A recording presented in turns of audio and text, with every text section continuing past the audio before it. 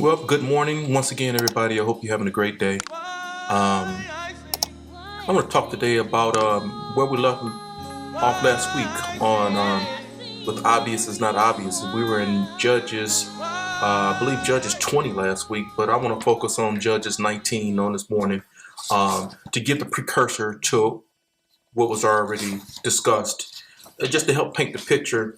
But it's going to be coming from a different angle. Um, you know what? Let's go there. Let's start at. We're gonna be in Judges 19:1, and I'll let you know when we're gonna stop. How about that?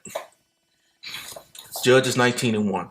Now it happened in those days when there was no king in Israel, that a certain Levite living as an alien in the most remote part of the hill country of Ephraim, who took a concubine for himself from Bethlehem in Judah.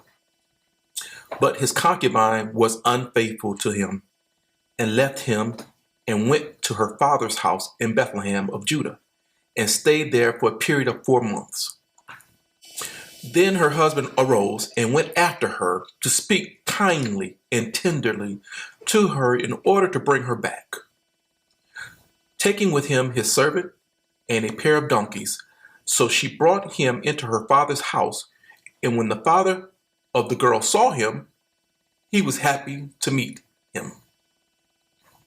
So his father-in-law, the girl's father, detained him, and he stayed there with him for 3 days. So they ate and they drank and they lodged there together.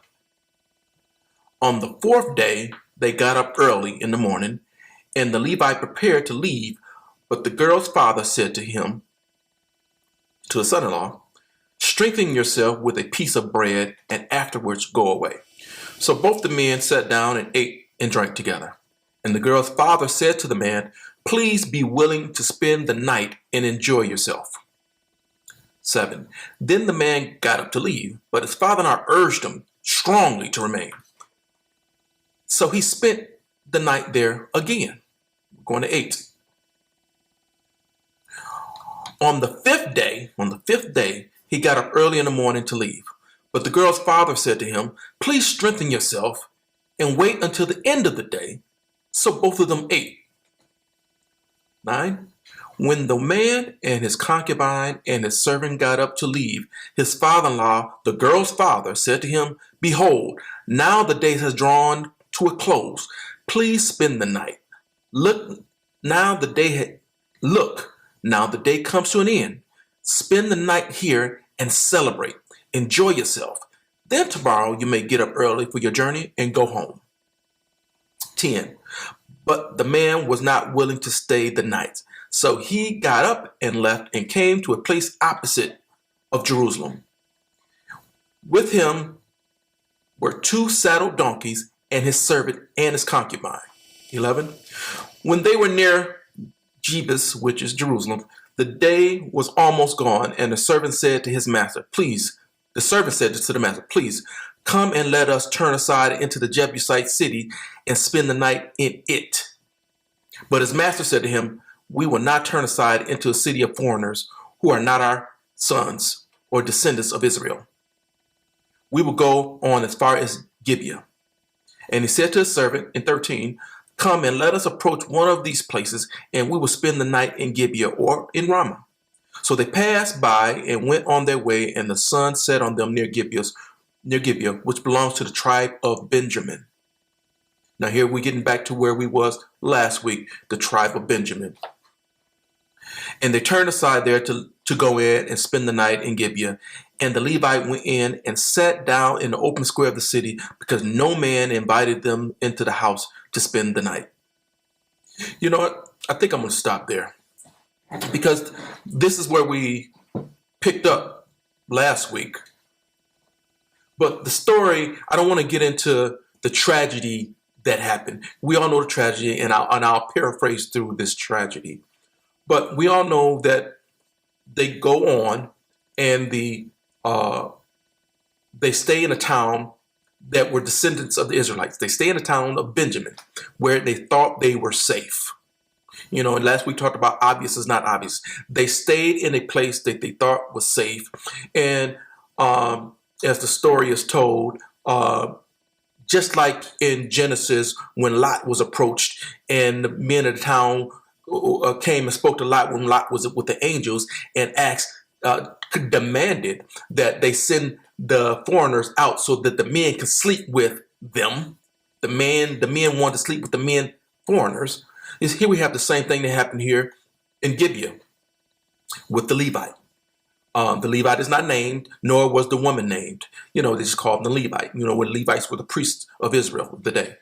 So here we have the men of the town, evil and wicked men of the town, commanding to sleep with the Levite. And we know the story goes on to talk about how they eventually gave up the concubine, the slave woman, in substitute for the man. We won't get into that. But that's where we were last week. And we talked about, what went on after that. But I want to talk about today what led up to that point. We know what happened, but I want to look at how the precursor to all of this today.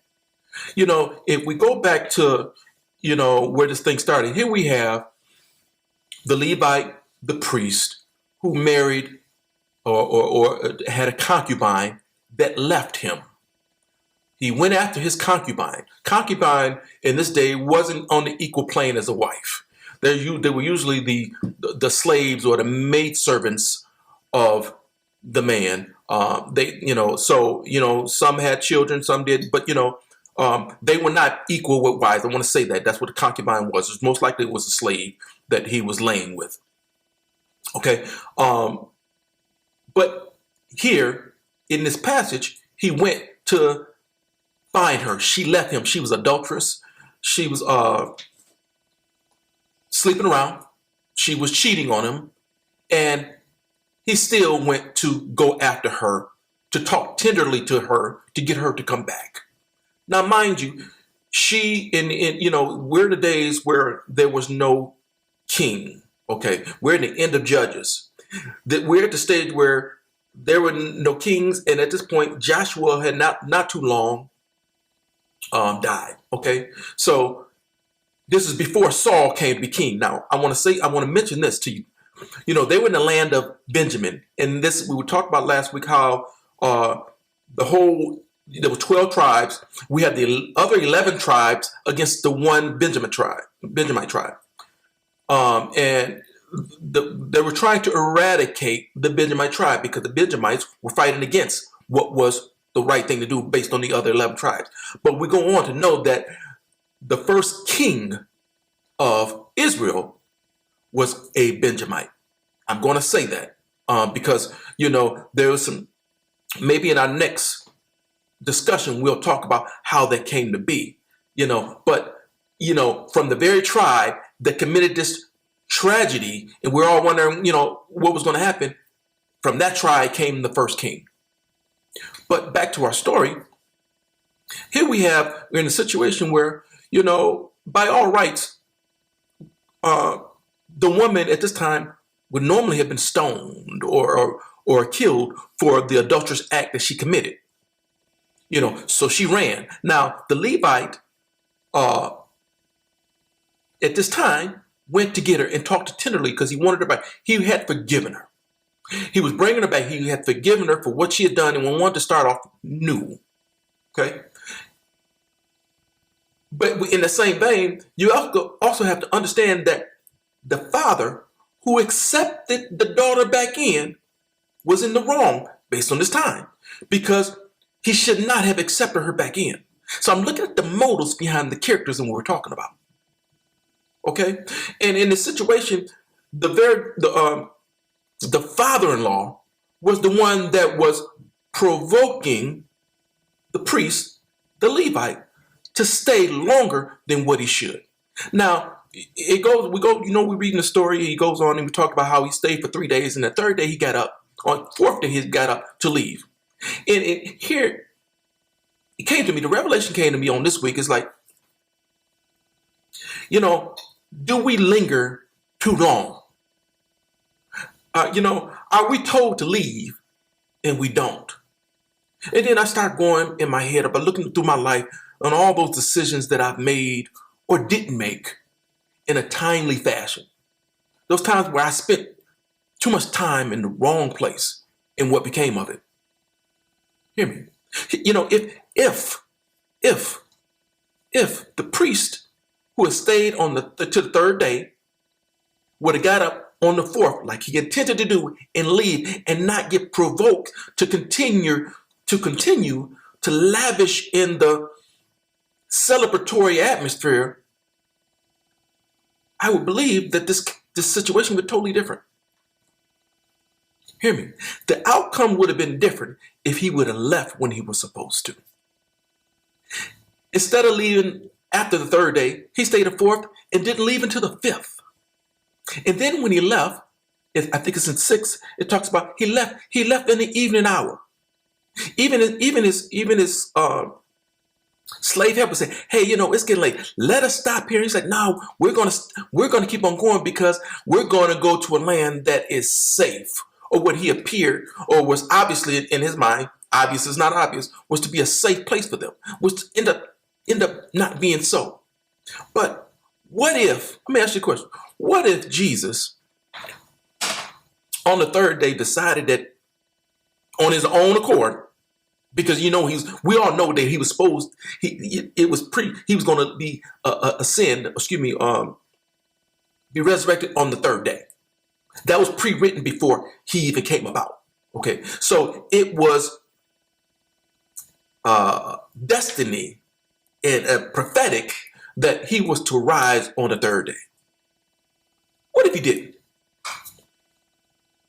What would the chain of events have been if he did not arise on the third day?